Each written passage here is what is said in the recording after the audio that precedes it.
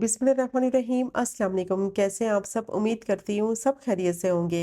आज मैं आपके साथ शेयर करूँगी बहुत ही जल्दी बन जाने वाली और बहुत ही ज़्यादा टेस्टी भिंडी गोश्त की रेसिपी। और जब आप इस रेसिपी से भिंडी गोश्त बनाएंगे तो मैं दावे के साथ कह सकती हूँ कि बार बार आप इसी रेसिपी से बनाना पसंद करेंगे। बहुत ही लजीज बनती है। तो कुछ टिप्स और ट्रिक्स मैं आपके साथ शेयर करूँगी। वीडियो को आपने स्किप नहीं करना, वीडियो को आपने एंड तक देखना है। भिंडी में बिल्कुल भी लेस नहीं होगी और बहुत ही मज़ेदार चटपटी ये भिंडी गोश्त बन के तैयार होगा। और अगर आपको आज की वीडियो पसंद आए तो चैनल को भी सब्सक्राइब करें।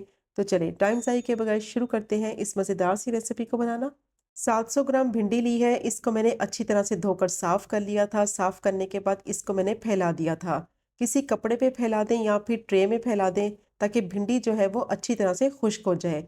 भिंडी में पानी बिल्कुल नहीं होना चाहिए। अच्छी तरह से इसको ड्राई कर लेंगे और अब इस तरीके से इसकी कटिंग कर लेंगे। अगर भिंडी का साइज़ थोड़ा छोटा है तो फिर इसको इसी तरह रहने देंगे और अगर थोड़े बड़े साइज़ की होगी तो फिर इसको एक या दो हिस्सों में काट लेंगे। तो सारी भिंडी की मैंने कटिंग कर ली है। जो बड़े साइज़ की भिंडी थी उनको मैंने 2 से 3 हिस्सों में काट लिया है और इस तरह से भिंडी जो है वो रेडी हो गई है। अब इसको साइड पे रखेंगे। अब मैंने प्रेशर कुकर लिया है, उसमें डालेंगे 3 से 4 टेबलस्पून कुकिंग ऑयल और अच्छी तरह से ऑयल को गर्म करेंगे। अब इसमें डालेंगे मीडियम साइज़ की एक बिल्कुल बारीक कटी हुई प्याज और प्याज को फ्राई करेंगे। और प्याज को इतना फ्राई करेंगे कि इसका कलर जो है वो थोड़ा लाइट गोल्डन ब्राउन सा हो जाए और प्याज थोड़ी सी हल्की सी सॉफ्ट भी हो जाए। अब प्याज को मैंने 3 से 4 मिनट के लिए मीडियम टू लो फ्लेम पे फ्राई कर लिया है। इसका कलर भी चेंज हो गया है, थोड़ी सी प्याज सॉफ्ट भी हो गई है। और प्याज को बिल्कुल बारीक स्लाइस करके डालेंगे ताकि अच्छी तरह से मसाले में ये मिक्स हो जाए। 1 टेबलस्पून भर के लहसुन अदरक का पेस्ट ऐड करेंगे और अब इसको भी 1 से 2 मिनट के लिए फ्राई करेंगे कि अच्छी सी लहसुन अदरक में से खुशबू आने लगे और इसका कच्चापन खत्म हो जाए। अब जैसे ही लहसुन अदरक में से अच्छी सी खुशबू आने लगेगी तो इसमें डालेंगे मटन। 400 ग्राम मैंने मटन लिया है। अच्छी तरह से मैंने इसको धो लिया था। धोने के बाद छलनी में रखा था 10 से 15 मिनट के लिए ताकि ये थोड़ा सा ड्राई हो जाए।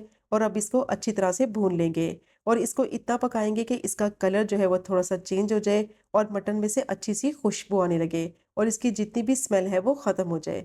अब इस पर डालेंगे कुछ मसाले।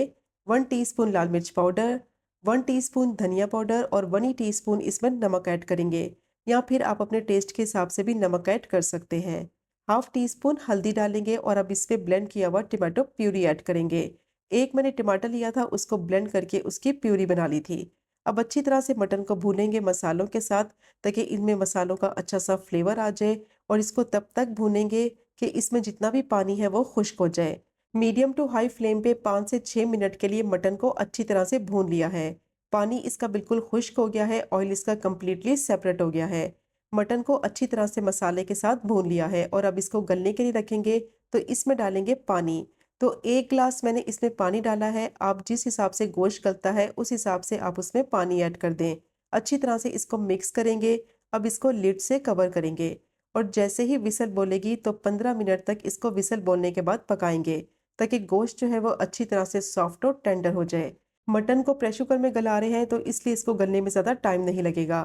15 मिनट हो गए थे इसे पकते हुए, स्टीम मैंने सारी निकाल ली है। अब मटन को चेक कर लेते हैं।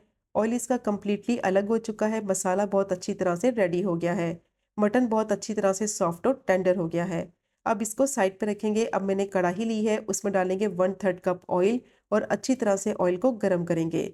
अब भिंडी को फ्राई करेंगे और इसको फ्राई करना बहुत ज़रूरी है। डायरेक्ट अगर आप इसको मसाले में डालेंगे तो क्या होगा कि भिंडी की जो लेस है वो मसाले में आ जाएगी और मसाले में चिपचिपाहट सी होने लगेगी। तो भिंडी में जो लेस होती है उसको ख़त्म करने का ये बहुत ही बेस्ट तरीका है। इसको अच्छी तरह से अलग पैन में फ्राई करना है ताकि भिंडी थोड़ी सी क्रिस्पी भी हो जाए और जो इसमें लेस है वो भी ख़त्म हो जाए। अब इस तरीके से भिंडी को पूरे पैन में फैला देंगे। इसको पहले मैंने ऑयल में अच्छी तरह से मिक्स किया है और अब इसको इस तरीके से पैन में फैला देंगे और 3 से 4 मिनट के लिए मीडियम टू लो फ्लेम पे फ्राई होने देंगे। और जैसे ही ये फ्राई हो जाएगी तो इस तरीके से इसको मिक्स करते हुए सारी साइडों से अच्छी तरह से फ्राई कर लेंगे ताकि इसकी लेस भी ख़त्म हो जाए और भिंडी थोड़ी सी क्रिस्पी भी हो जाए।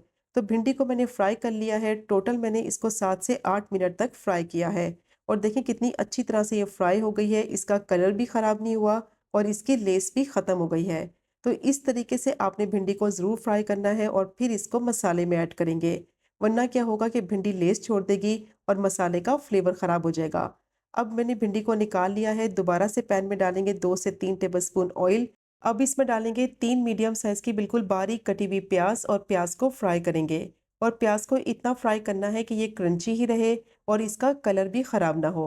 बस 1 से 2 मिनट के लिए मीडियम टू लो फ्लेम पे मिक्स करते हुए इसको फ्राई करेंगे। अगर प्याज़ को ज़्यादा फ्राई कर दिया तो मसाले में इसका फ्लेवर ख़राब हो जाएगा, इसीलिए प्याज़ को सिर्फ सौटे करेंगे 1 से 2 मिनट के लिए, ताकि ये क्रंची ही रहे और इसका कलर भी ख़राब ना हो। तो प्याज़ को मैंने फ्राई कर लिया है, थोड़ी-सी प्याज़ सॉफ्ट हो गई है और इसका कलर भी ख़राब नहीं हुआ। और अब इसमें डालेंगे जो मटन का मसाला तैयार करके रखा हुआ था और इसको डालकर अच्छी तरह से मिक्स करेंगे।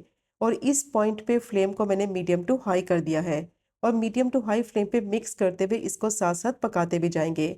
अब प्याज़ जो है वो मसाले में अच्छी तरह से मिक्स हो गई है और जैसे ही प्याज़ को मिक्स करेंगे तो फ्लेम को लो कर देंगे। और अब इसमें डालेंगे फ्राई की हुई भिंडी और साथ ही इसमें ऐड करेंगे 1 टीस्पून साबुत ज़ीरा, जिसका बहुत ही ज़बरदस्त फ्लेवर आएगा। हाफ टी स्पून मसाले के हिसाब से नमक ऐड करेंगे या फिर आप अपने टेस्ट के हिसाब से भी नमक ऐड कर सकते हैं। अब अच्छी तरह से इसको मिक्स करेंगे और दोबारा से 3 से 4 मिनट के लिए इसको पकाएंगे, ताकि जो इसमें भिंडी डाली है वो मसाले में अच्छी तरह से मिक्स हो जाए और मसाला जो है वो भिंडी में अच्छी तरह से एब्जॉर्ब हो जाए और इसका बहुत ही ज़बरदस्त फ्लेवर आए। बस इस तरीके से मिक्स करते हुए 3 से 4 मिनट के लिए इसको पकाते जाएंगे, ताकि बहुत ही मज़ेदार चटपटी ये भिंडी बनकर तैयार हो। अब अच्छी तरह से मैंने भिंडी को मसाले में मिक्स कर लिया है और 3 से 4 मिनट के लिए इसको पका लिया है। और अब इसमें डालेंगे 1 टमाटर, जिसको मैंने इस तरीके से स्लाइस कर लिया था और बीज मैंने इसके निकाल लिए थे। हाफ टी स्पून इसमें गरम मसाला पाउडर डालेंगे खुशबू के लिए। और अब इसमें डालेंगे 2 से 3 बारीक कटी हुई हरी मिर्चें और हस्बे ज़रूरत इसमें हरा धनिया ऐड करेंगे। और अच्छी तरह से मिक्स करते हुए मीडियम टू हाई फ्लेम पे इसको 2 से 3 मिनट के लिए पका लेंगे, ताकि जो इसमें चीज़ें डाली हैं उसका फ्लेवर जो है वो भिंडी गोश्त में आ जाए। बहुत ही मज़ेदार चटपटी ये भिंडी गोश्त बनकर तैयार हो गई है। और देखा आपने इसको बनाना कितना आसान है, लेकिन खाने में ये उतनी ही लाजवाब है। तो ज़रूर ट्राई कीजिएगा ये मज़ेदार से भिंडी गोश्त की रेसिपी को। और जब आप इस रेसिपी को ट्राई करेंगे और अपने घर वालों को खिलाएंगे तो यकीन करें सब आपकी बेहद तारीफ़ करेंगे।